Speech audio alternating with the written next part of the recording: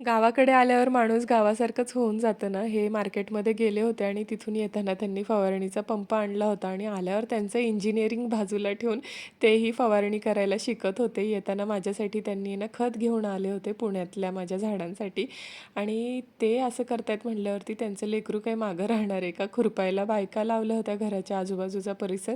त्यांना पाहून ह्यानी हातात काठी घेऊन खुरपायला सुरुवात केली. काय त्याला जमत तर नव्हतं, पण त्या जसं करतायत तसं करायचं होतं आणि मी कुठे मागे राहते. मी पण आज चुलीवर स्वयंपाक करते तसं गॅस तर आहे, पण मला चुलीवर स्वयंपाक करायला प्रचंड आवडतं. तुम्हालाही आवडतं का चुलीवर स्वयंपाक करायला? मला कमेंट करून सांगा किंवा याआधी कधी कोणी केला आहे का चुलीवर स्वयंपाक तेही नक्की सांगा. स्वयंपाक करताना अवस्था थोडीशी वाईट झालेली होती माझी. पूर्ण डोळ्यातून पाणी येत होतं. शुभचं चिवड्यावर ताव मारायचं चाललेलं.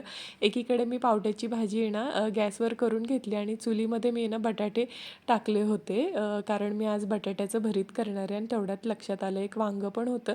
म्हटलं चला लगोलग आहे ना आपण वांग्याचं भरीत पण करून घ्यावं. त्यामुळे तेही छान चुलीमध्येच भाजून घेतलं आणि इतकं मस्त भाजलं गेलं होतं. आणि हे जे बटाट्याचं भरीत मी करते ना ते माझी मावशी बनवायची. तर म्हटलं की माझ्या सासरच्या लोकांना पण एकदा ट्राय करायला द्यावं की कसं लागतं चुलीवर भाजलेलं बटाट्याचं भरीत. आणि मस्तपैकी असं जेवण तयार झालं होतं. संध्याकाळी थोडेसे फटाके उडवले. भेटते तुम्हाला आता मी उद्याच्या व्हिडिओमध्ये. बाय.